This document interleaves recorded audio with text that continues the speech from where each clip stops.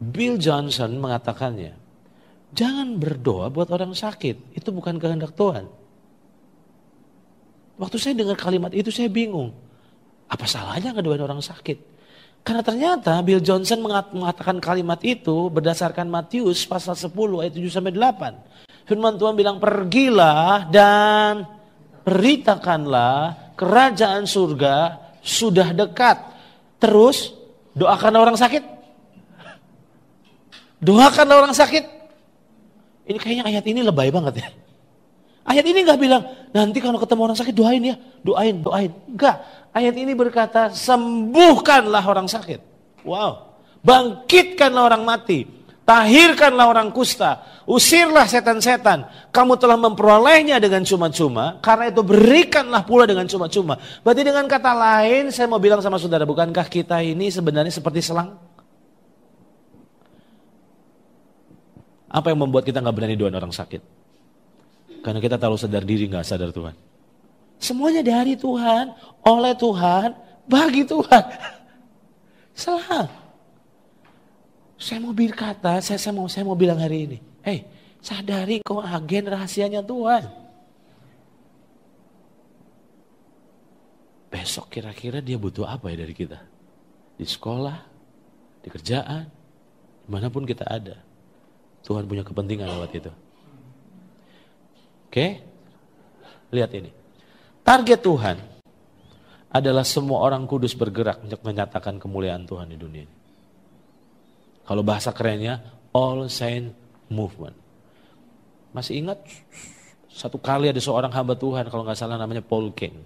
Dia menubuatkan, menjelang kedatangan ke Tuhan yang kedua, Tuhan akan membangkitkan faceless generation.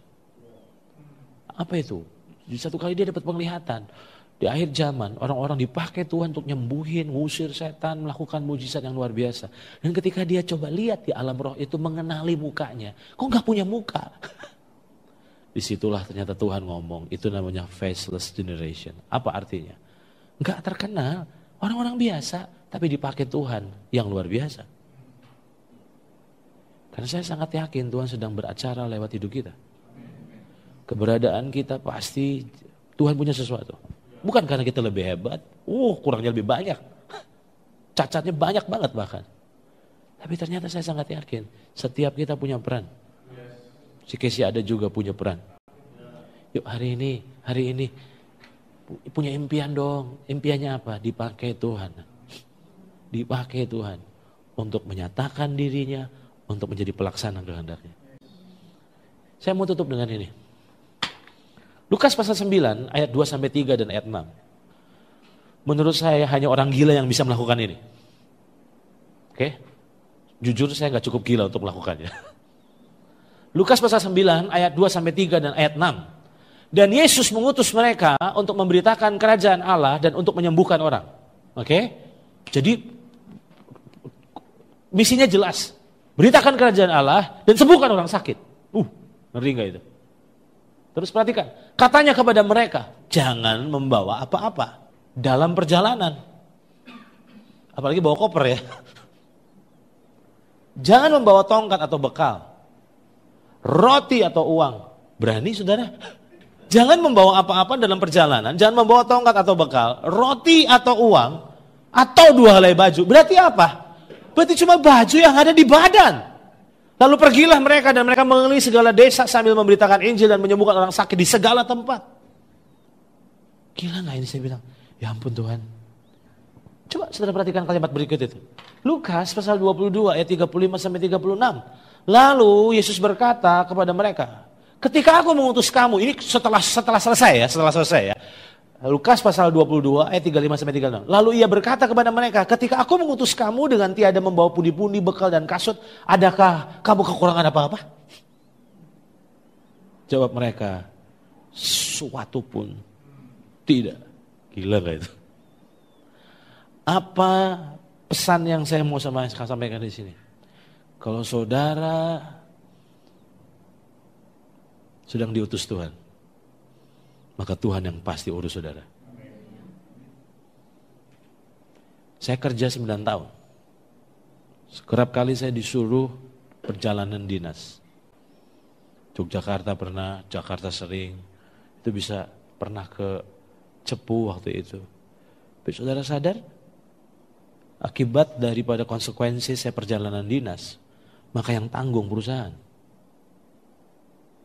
Full. Saya mau bilang sama saudara, kalau saudara hidupi panggilanmu, hidupmu adalah tanggung jawabnya Tuhan.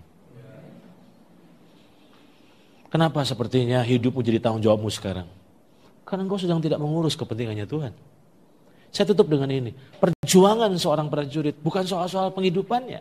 Negaranya lah yang memperjuangkan penghidupannya. Betul nggak itu?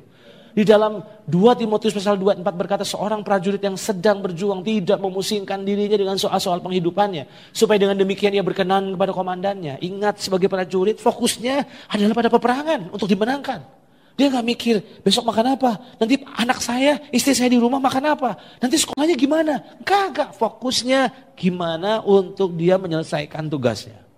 Saya mau bilang sama saudara, kalau kita hidup sebagai agen rahasianya Tuhan, Tuhan gak akan pernah tutup mata dengan apa yang kita butuhkan. Pegawai negeri aja ada pensiun, diurus. Apalagi kerajaan Allah. Hari ini, sudahkah engkau hidup sebagai agen rahasianya Tuhan? Nggak kebetulan engkau sedang disebar di mana-mana. Karena ternyata Tuhan mau pakai engkau jadi agen rahasianya. Di sana nanti Tuhan akan pimpin. Tuhan akan tuntun. Mesti ngapain? Mesti ngapain? Lakuin dong. Dan waktu engkau melakukannya, engkau akan lihat kuasa Tuhan dinyatakan. Kalau nanti di sana ketemu orang sakit, setujukah dengan saya? Bahwa Tuhan ingin menyembuhkan orang itu lewat hidup saudara.